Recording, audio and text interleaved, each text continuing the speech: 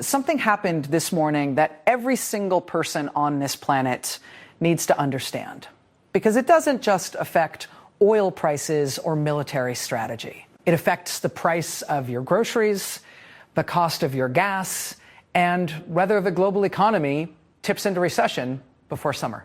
At 6:42 this morning, the United States military confirmed it had destroyed 16 Iranian mine-laying vessels operating near the Strait of Hormuz. Not drone boats, not patrol ships, mine-laying vessels, ships specifically designed to place explosive devices in the water that would detonate when tankers pass over them. And here is the part the headline version leaves out entirely.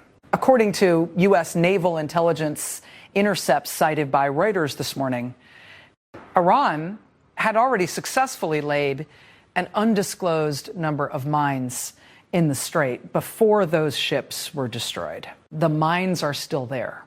And as of this broadcast, no oil tanker, not a single one, has successfully transited the Strait of Hormuz in the last 6 days. Zero. From 37 tankers per day to zero. In 11 days, I've been tracking every document, every filing, every intelligence report since Operation Epic Fury began on February 28th. The picture that emerges when you read the actual data, not the White House press releases, not the Pentagon briefings, is far more alarming than anything you've seen on the evening news. Let me show you exactly what's happening, why the administration's response has been riddled with false claims, and what this collapse of the world's most important shipping lane actually means for you, your money, and your food.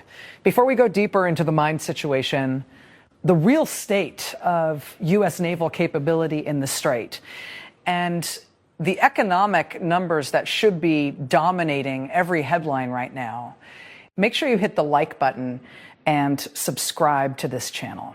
This story is moving faster than any I've covered. And the next 72 hours will determine whether this becomes a full-scale global energy catastrophe or whether diplomatic channels find a way to reopen the waterway. Hit subscribe.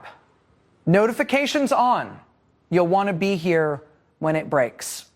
The Strait of Hormuz is a 21-mile-wide channel of water between Iran and Oman. It sounds small. It isn't.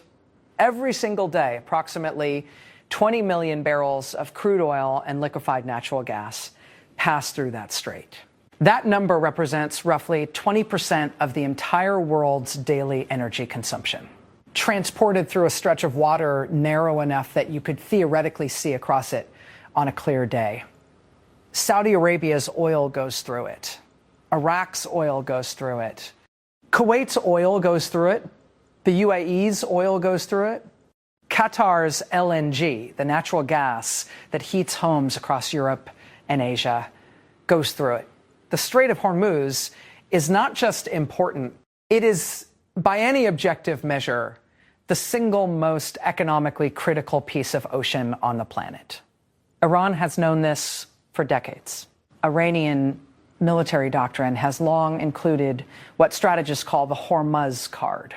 The ability to threaten or disrupt the strait is Iran's single most powerful economic weapon. Not its nuclear program, not its missile arsenal. The strait. And as of March 2nd, 2026, Iran played that card for the first time in history with full operational effect. February 28th, Operation Epic Fury begins. U.S. and Israeli forces launch coordinated strikes against Iran's nuclear facilities, missile infrastructure, and military leadership. The Natanz nuclear facility is hit. Fordo is hit. Revolutionary Guard command centers are destroyed. The operation is the most significant military action in the Middle East since the 2003 Iraq invasion. March 1st, the first domino falls. The oil tanker Skylight is struck by a projectile north of the Strait of Hormuz while transiting toward the Gulf. The crew is unharmed. The ship is not. It becomes the first of 5 commercial vessels to be attacked in the opening days of the conflict. March 2nd. This is the moment everything changes. A senior IRGC official goes on Iranian state television and makes an announcement that sends shockwaves through global energy markets. Quote, "The Strait of Hormuz is closed. Any vessel attempting to transit will be targeted." This is not a threat. It is a declaration. For the first time since the strait became the world's critical oil artery, Iran formally declared it closed to commercial shipping. Within 4 hours, maritime traffic has dropped 80%. Insurance companies begin refusing coverage for Gulf voyages entirely. March 3rd, supertankers, the enormous vessels that carry 2 million barrels of crude each, begin abandoning planned Gulf voyages. According to Bloomberg Intelligence, at least 14 supertanker operators redirect their routes away from the Persian Gulf within a 24-hour window. The world's largest moving objects, ships that don't turn quickly under any circumstances, suddenly reverse course. March 5th, Reuters publishes the number that defines the crisis. Daily tanker transits through the Strait of Hormuz. 0. Not reduced, not limited. 0. Down from 37 on February 27th, the day before the operation began. The world's most important waterway has effectively stopped functioning. And here is the detail Fortune magazine captures in its analysis from that day. Iran achieved this not through a declared military blockade requiring a naval fleet. Iran achieved it through fear. 5 tankers struck, 16 mine-laying ships operating in the lane, insurance companies walking away. That was enough. That is the setup. Now, the documents. I pulled the CSIS analysis, published 3 days ago. The Center for Strategic and International Studies, arguably the most respected defense think tank in Washington. Page 4, direct quote, "Traffic estimates based on ship tracking data indicate that Iran has so far been largely successful in shutting down traffic through the Strait of Hormuz. Critically, this includes Chinese-flagged vessels. No one, not even Beijing, is getting through." Read that again. Not even Beijing. China depends on Middle Eastern oil for 40% of its energy supply. China has a strategic partnership with Iran. China was reportedly pre-briefed about this conflict before the public announcement. And even China cannot get its tankers through the strait right now. When the country with the most incentive and the most political cover to defy the blockade is staying away, that tells you everything about how dangerous those waters have become. But here is what got me. Page 7 of the same CSIS document. Quote, "The U.S. Navy's current posture in the Gulf does not support sustained escort operations for commercial vessels. The combination of Iranian mine threat, missile capability, and drone swarm tactics creates a threat environment that would require dedicated minesweeping operations, sustained aerial coverage, and significant surface vessel commitment before commercial transit becomes viable under escort protection." That's not my interpretation. That is CSIS. Put those together, the world's most important oil lane is shut down. Even Chinese tankers aren't going through. And the U.S. Navy, with 2 carrier strike groups in the region, has said in the assessment of the most respected defense analysts in Washington that it cannot currently escort commercial vessels safely. I went through this 3 times. The pattern is clear. Now, what nobody is covering, the oil price story is real. Yes, crude hit $114 a barrel before briefly spiking toward $120 before settling back near $110 this morning, following Trump's statement that the war is very complete. Markets are volatile, not recovering. But the oil story is only half of what's happening at Hormuz. The half nobody is covering could actually be more devastating in the long run. Fertilizer. Near half of the world's urea, the primary nitrogen fertilizer that grows the food you eat, passes through the Strait of Hormuz. Qatar is one of the world's largest producers of nitrogen-based fertilizers. The shipping lanes that move those fertilizers to the agricultural regions of South Asia, Southeast Asia, and East Africa run directly through the strait. And right now, none of that fertilizer is moving. The Guardian published the data last Wednesday. Quote from Tobin Fraser, fertilizer market analyst at ICIS, "The global fertilizer supply chain faces significant disruption if the effective closure of the strait persists." We are now 11 days into this closure. The planting season in South and Southeast Asia begins in 6 to 8 weeks. If fertilizer doesn't reach those markets in the next 3 weeks, crop yields for the 2026 season will fall significantly. 3 weeks, not 3 months, 3 weeks before the damage becomes irreversible for this year's global harvest. Wheat, corn, rice, the staple crops that feed billions of people, all of them facing a fertilizer supply shock because a 21-mile strait is shut down. The Independent put it plainly, quote, "The real threat from a Strait of Hormuz closure isn't an oil shortage, it's a global food crisis." The global food system has far thinner margins than the global oil system. That story got less attention than the $100 barrel headlines. It deserves significantly more. Read that again. Oil is recoverable. You can tap strategic reserves. You can reroute routes slowly. Food supply chain disruption from a missed planting season cannot be recovered in the same way. The farmers in Bangladesh, Vietnam, and Nigeria who won't receive fertilizer this month will produce smaller harvests in October.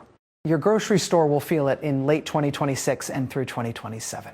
Fallout already hitting globally. Iraqi oil production has collapsed 70%, from 4.3 million barrels per day to 1.3 million. Iraq's storage facilities are full. The remaining output is being rerouted to domestic refineries. Southern export terminals are set to halt entirely. The Iraqi government, which depends on oil revenue for 93% of its budget, is facing a financial crisis within weeks, all within 72 hours of the Reuters report. That fast. That's just the first layer of what's actually happening. There's more. Keep watching. Okay, but look, I have to be fair here. The other side has a point. Several points, actually. The Trump administration's defenders argue the economic disruption is temporary and that the strategic objective, eliminating Iran's nuclear program and military infrastructure, justifies short-term pain. They point to Operation Epic Fury's documented successes. The Natanz nuclear facility is destroyed. Fordo is destroyed. Iran's missile stockpiles have been substantially degraded. These are real military achievements with real long-term security value. Senator Tom Cotton put it directly this week. A few weeks of elevated oil prices is a small price to pay for permanently eliminating Iran's nuclear threat to Israel and American forces. You can disagree with that calculation, but it's not an irrational one. Second point, the administration argues that the Hormuz closure is not permanent and that Iran's ability to sustain it is limited. As Iran's own military infrastructure is degraded by continued U.S.-Israeli strikes, the capacity to threaten or enforce a blockade diminishes. This is a reasonable argument. Iran's Navy has already suffered significant losses. U.S. strikes on March 10th destroyed 16 mine-laying vessels specifically to degrade the blockade capability. Third point, and this is the one the media consistently underplays. The world has more strategic petroleum reserve capacity today than at any point in history. The United States alone holds approximately 370 million barrels in reserve. Saudi Arabia has significant additional capacity. If the closure remains temporary, measured in weeks, not months, the strategic reserve system may be able to absorb the shock without triggering a full recession. Bjorn Lomborg, author and economist, argued on Thursday that the panic is disproportionate to the actual likely duration of the disruption, and that markets are pricing in worst-case scenarios rather than probable ones. Fair point. Markets routinely overshoot in crises. Look, I'm not here to tell you who's right. If you read this situation as a catastrophic, avoidable economic disaster triggered by a war of choice, the evidence supports that interpretation. If you read it as a necessary short-term disruption to achieve long-term security objectives, the evidence supports that interpretation too. Both can be true. That's what makes this complicated. But here's what neither side is debating seriously enough. The mine situation. What I just described, Iran laying mines in the Strait this morning, is not something that goes away when the shooting stops. Mines are not withdrawn when ceasefires are signed. They have to be found and physically removed. The U.S. Navy's mine-sweeping capability in the Persian Gulf has atrophied significantly over the past decade. The last dedicated U.S. minesweeper fleet in the Gulf was downsized in 2019. Rebuilding that operational capability takes time. Even if Iran agreed today to cease all hostile action, reopening the strait to commercial traffic would require weeks of mine clearing operations with significant risk. That is not a talking point. That is naval doctrine. What I can tell you, the documents, the ship tracking data, the Pentagon assessments, and the market data all paint the same picture. The world's most important waterway is functionally closed, and reopening it is harder than closing it. Here is when it started getting worse. This didn't come out of nowhere. Backstory. Quick. 4 months ago, classified intelligence assessments, portions of which were later declassified and provided to selected congressional oversight members, indicated that Iran had pre-positioned mines and fast attack boat squadrons in the southern Gulf in anticipation of potential U.S. military action. The intelligence community was warning about Hormuz contingencies before Operation Epic Fury was authorized, months before. 6 weeks ago, Lloyd's of London, the world's leading maritime insurer, quietly raised war risk premiums for Gulf voyages by 300%. That is not a public announcement. That is an internal pricing adjustment that maritime operators worldwide immediately noticed. When Lloyd's moves that number, the people who actually move oil for a living pay attention even when politicians aren't. 2 weeks ago, 3 of the 5 largest supertanker operators in the world, companies like Euronav, Frontline, and DHT, quietly canceled forward bookings for Gulf voyages scheduled for March and April. This happened before the war started. These companies had access to the same intelligence signals the markets were giving. They acted on it. Most coverage missed it entirely. Then Operation Epic Fury began. And what those operators anticipated in advance became operational reality within 72 hours.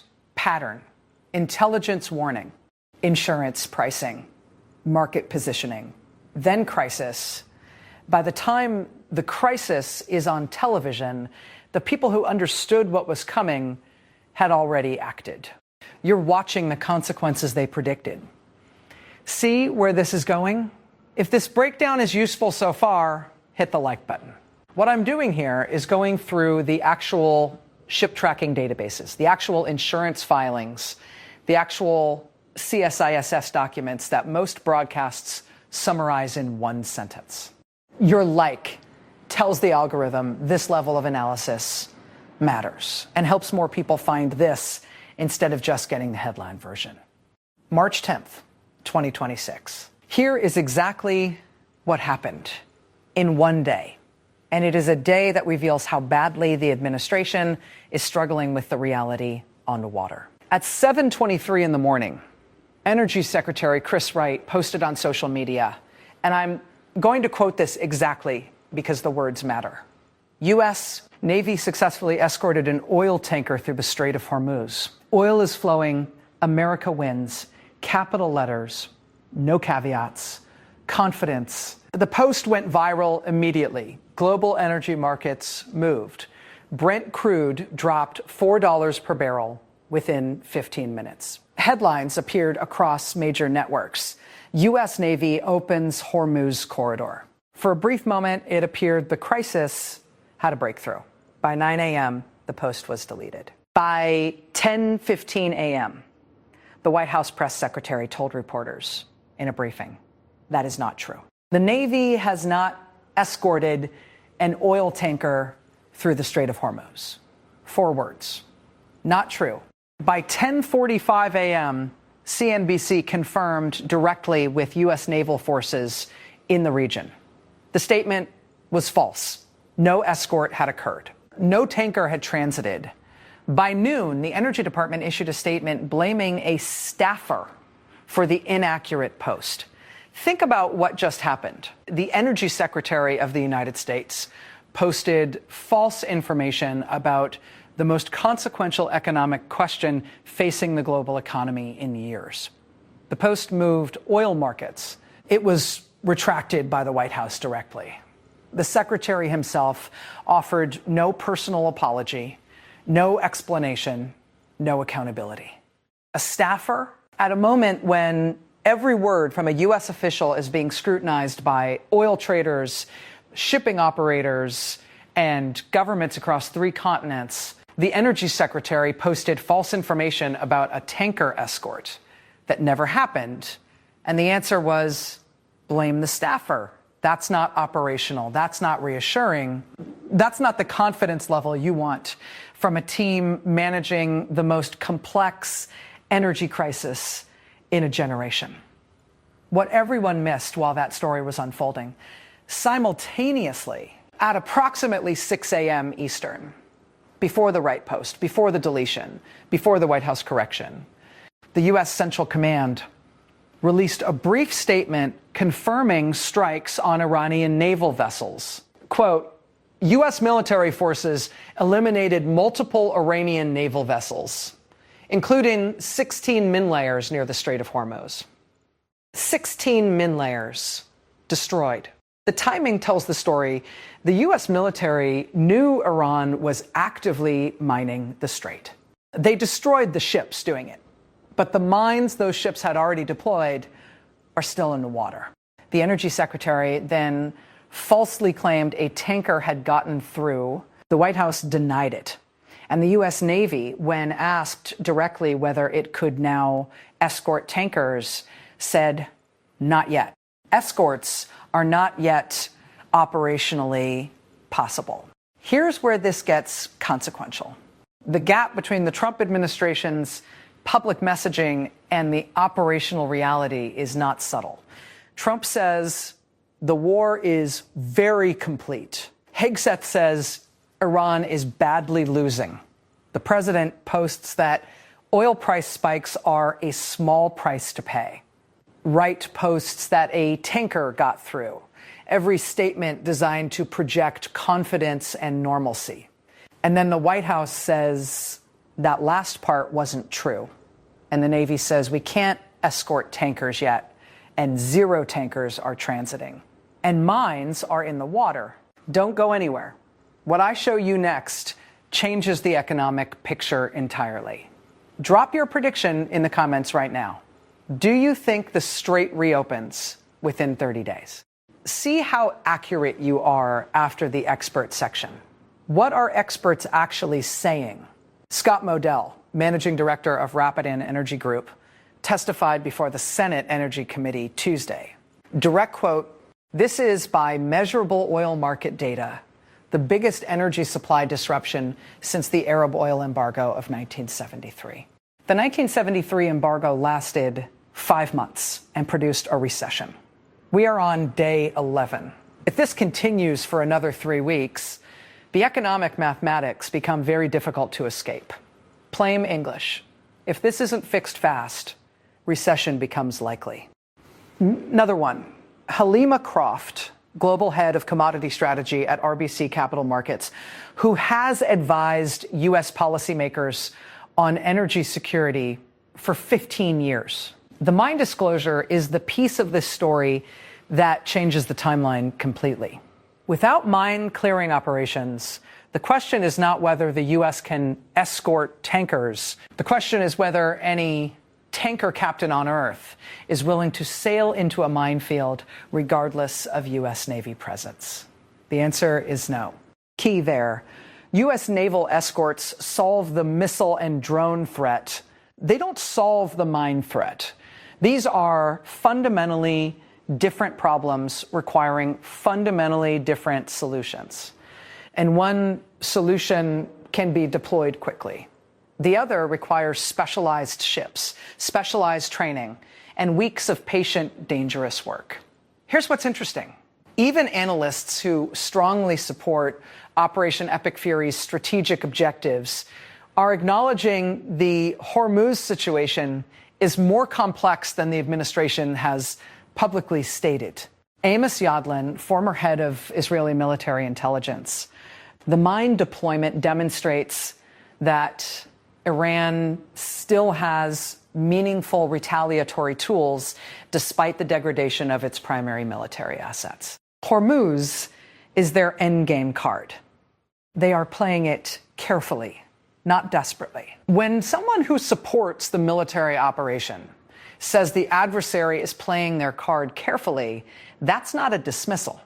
That's a warning. Former Treasury Secretary Janet Yellen, speaking at a Peterson Institute event Thursday, every model we run for sustained Hormuz closure beyond 3 weeks shows recession probability for the U.S. economy exceeding 65%. I want to be clear. I am not predicting that outcome. I'm describing what the data says. The window to prevent that outcome is closing. 65%. Not speculation. Not partisan framing. Economic modeling from a former Treasury Secretary who has run these scenarios in government. If this analysis is useful, hit like. These breakdowns take hours. The like button tells the platform this kind of analysis matters. Takes 2 seconds. Helps a lot. Why should you care? Real talk. Your gas. Before Operation Epic Fury began on February 28th, Brent crude was trading at $87 per barrel. As of this morning, it's approximately $110. Having briefly hit $120 yesterday before Trump's war is complete comment caused a brief pullback. That 26% increase in crude translates to roughly 60 to 70 cents per gallon at the pump within 2 to 3 weeks as the price works through the supply chain. If crude stays above $100 for the next 30 days, economists at Goldman Sachs project U.S. retail gas prices reaching $4.50 to $5.00 per gallon nationally. That matters to everyone who drives. Your groceries. This is the one nobody's connecting clearly enough. Fertilizer prices are up 28% in the last 11 days, according to commodity tracking data from Bloomberg. Spring planting season in the Northern Hemisphere begins in 4 to 6 weeks. American farmers, specifically corn and wheat farmers in the Midwest, depend on fertilizer inputs ordered in advance. Some of those orders are currently sitting in tankers outside the Persian Gulf, unable to move. Reuters reported this week that fertilizer plants in Qatar and Oman, plants that produce urea for export, have begun curtailing production because they cannot ship product. The IFPRI, the International Food Policy Research Institute, published an analysis 3 days ago stating a sustained Hormuz closure would push global food prices up an estimated 12 to 18% within 6 months. Your 401k. The S&P 500 is down 7.3% since February 28th. Energy sector up 14%. Airlines down 22%. Shipping companies up 31%. Manufacturing, consumer goods, agriculture, all down between 8 and 15%. If you hold a diversified retirement portfolio, You have already felt this. If the crisis persists, you will feel more of it. The broader math: the U.S. imports approximately 8% of its oil from the Gulf region. The bigger threat to the U.S. economy is not direct supply, but price. When 20% of global oil supply is disrupted, the price of 100% of global oil rises. Every barrel of American shale oil sold this week sells at $110 instead of $87. That's good for American oil companies. It's bad for everyone who buys anything that requires transportation, manufacturing, or agriculture. What nobody wants to say. The Strategic Petroleum Reserve is not a solution for a sustained Hormuz crisis. The U.S. Strategic Petroleum Reserve currently holds approximately 370 million barrels. The United States consumes approximately 20 million barrels per day.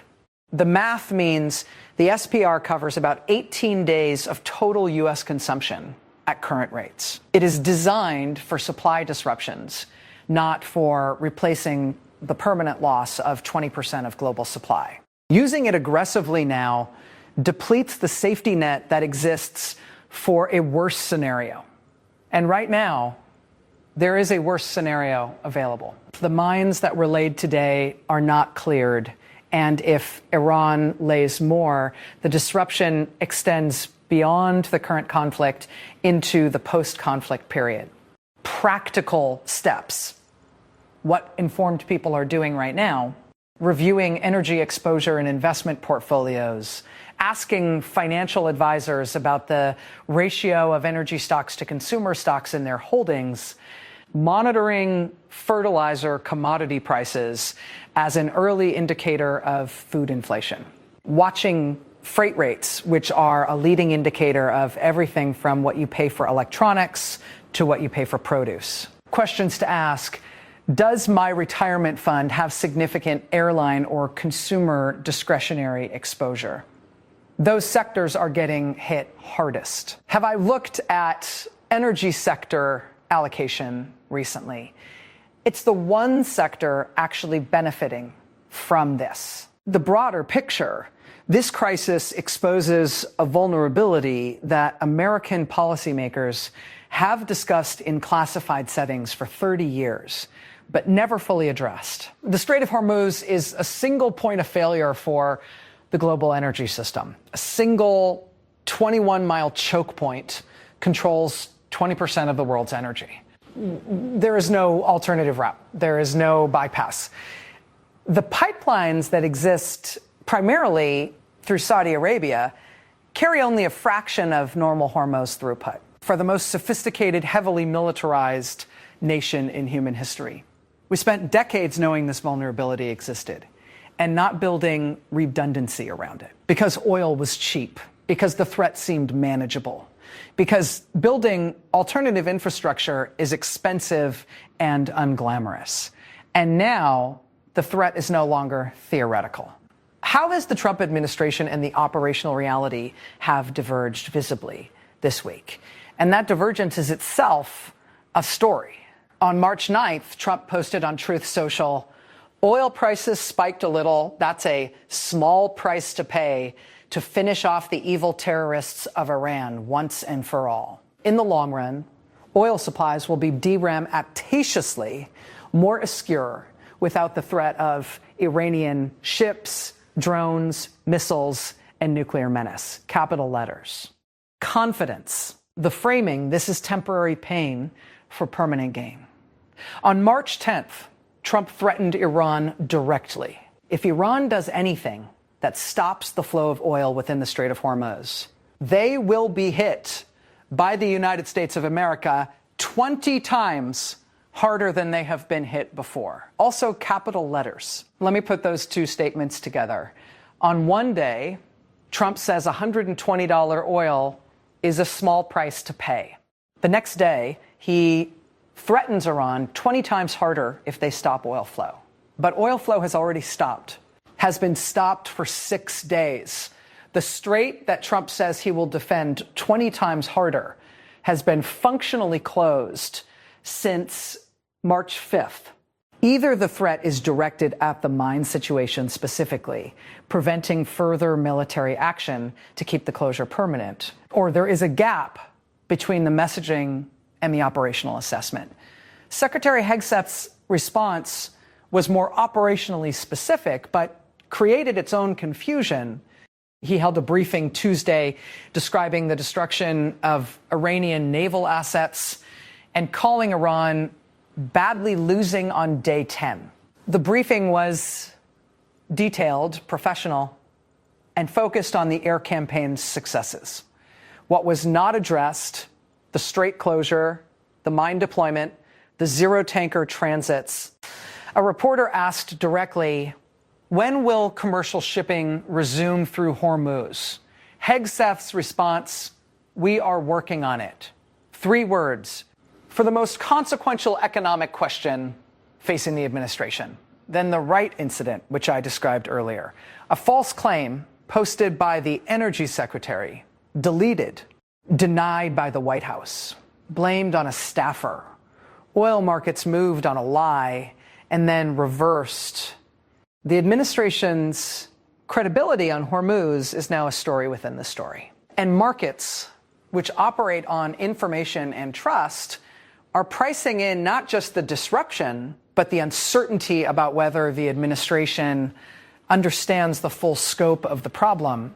What's still unclear, 1, how many mines has Iran successfully deployed in the Strait? The 16 mina-laying vessels destroyed this morning were caught before deploying their full payloads. But vessels deployed earlier in the crisis may have placed mines that were not intercepted. The exact mine density in the Strait is unknown. The U.S. Navy is not publicly disclosing its assessment. 2, what is the mine clearing timeline? The U.S. Navy's dedicated mine countermeasures capability in the Gulf is limited. European allies, France, the UK, Germany, have offered assistance. How quickly can a coordinated mine clearing operation be assembled and operational is the critical question. No public timeline has been provident. 3, what is Iran's remaining mina-laying capacity? The 16 vessels destroyed this morning represent a significant portion of Iran's mina-laying capability. But Iran has additional mine stocks and alternative delivery methods, including small boats and submarines. Whether destroying 16 ships ends the mine threat or reduces it temporarily is not publicly known. 4, at what point does sustained Hormuz closure trigger formal SPA allies? The International Energy Agency has a coordinated strategic reserve release mechanism. It has been used 3 times in history. The threshold has not yet been reached publicly, but private conversations among IEA member governments are reportedly active. Coming. Dates to watch. Tonight, March 11th, the U.S. Central Command will provide its next operational briefing, expected around 6 p.m. Eastern.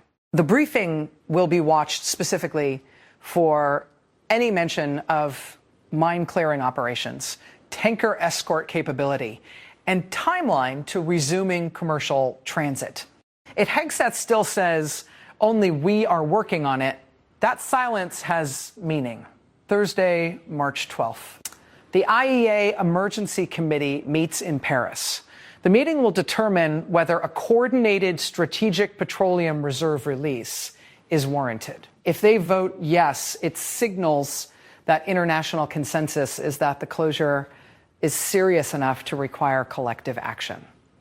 That vote itself will move markets Friday, March 13th. The Lloyd's of London War Risk Committee holds its weekly review. Their pricing decision on Gulf War risk premiums will effectively determine whether any commercial operators begin attempting transit again, regardless of military situation. If Lloyd's lowers premiums, ships start moving. If they hold or raise, ships stay away. Lloyd's is the real gatekeeper right now. Saturday, March 14th. The first tankers currently anchored outside the Persian Gulf, some of which have been waiting since March 2nd, will reach the point where they must make a decision, attempt transit, return to port, or wait longer. Ship operators have fuel and crew contract limits. The waiting game has a finite timeline. Watch Thursday. The IEA meeting is the next real inflection point. Subscribe now. Turn on notifications. When the Central Command briefing happens tonight, I'll break it down. When the IEA meets Thursday, I'll cover it. When Lloyd's makes its call Friday, I'll have the analysis up within the hour. This story is the story of this moment, and it is moving in real time. Where we are right now, Iran declared the Strait of Hormuz closed on March 2nd. That declaration has been operationally effective. 0 tankers have transited in 6 days, down from 37 daily before the war. 5 commercial vessels have been struck since the conflict began. Iran laid mines in the strait overnight before U.S. forces destroyed 16 mine vessels this morning. An unknown number of mines may remain in the water.